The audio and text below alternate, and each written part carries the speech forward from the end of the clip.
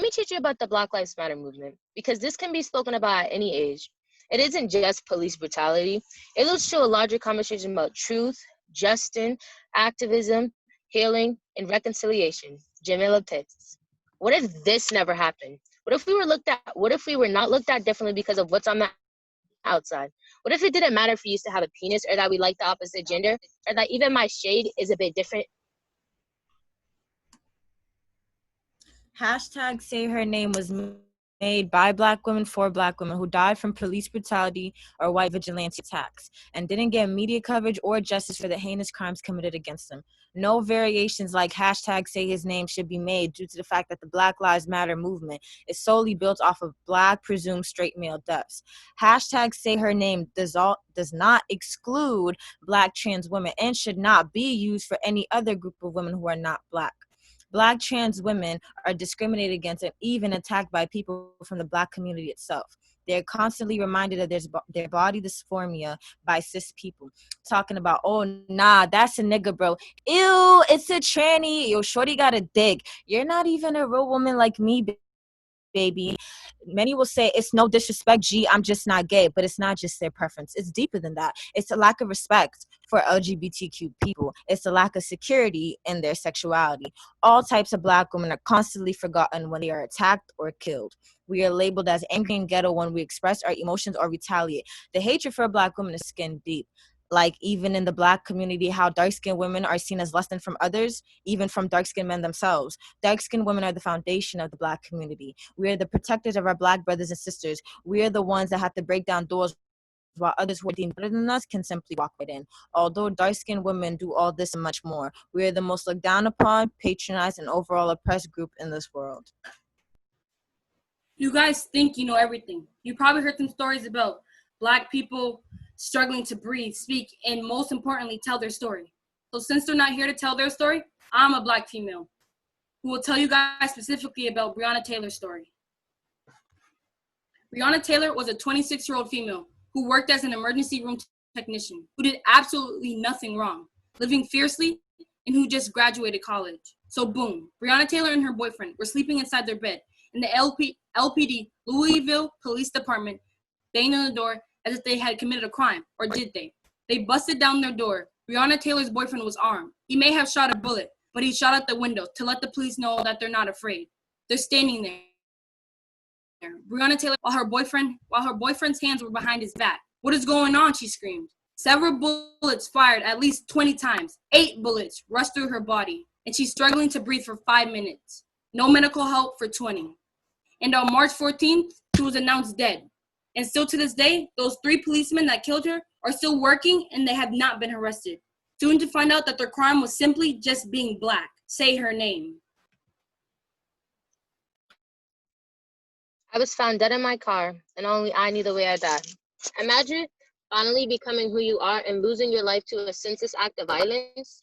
My name is Braylee Stone, and I was only 17 when I took my final breath. I was shot in my own home, and no one could either hear me or feel my pain as bullets rained throughout my body. I was 22 and had yet to live my life as a trans Black woman I am. But some guy decided that he had my fate in his hands and ended my life according to how he saw me. I was and always will be Mercy Mack.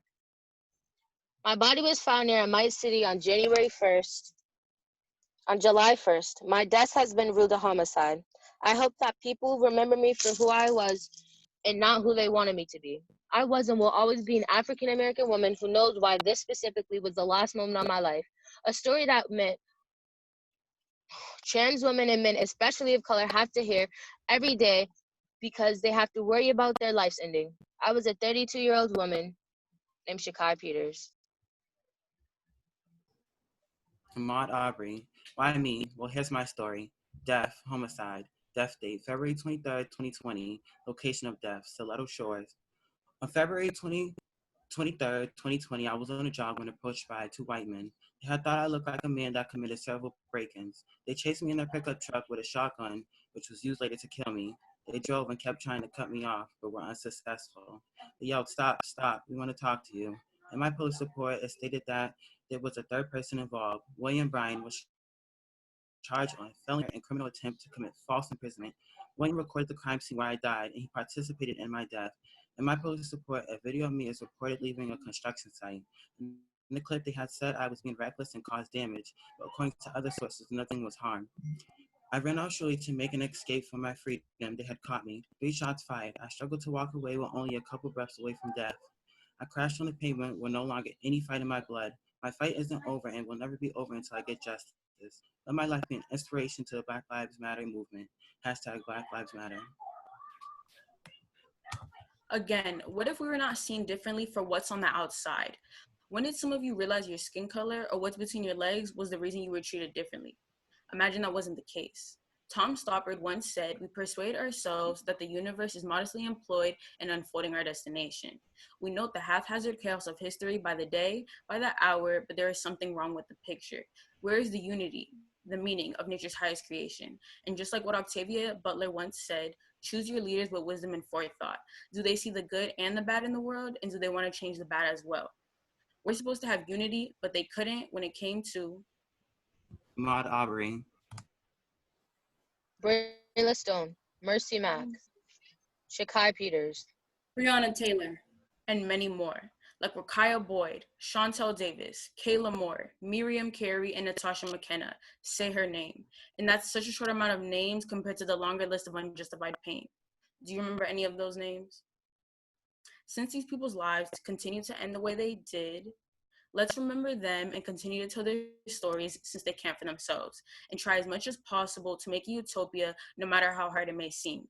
Black Lives Matter. all lives don't matter until Black lives do. Black trans lives matter. All Black women's lives matter. this is not a trend.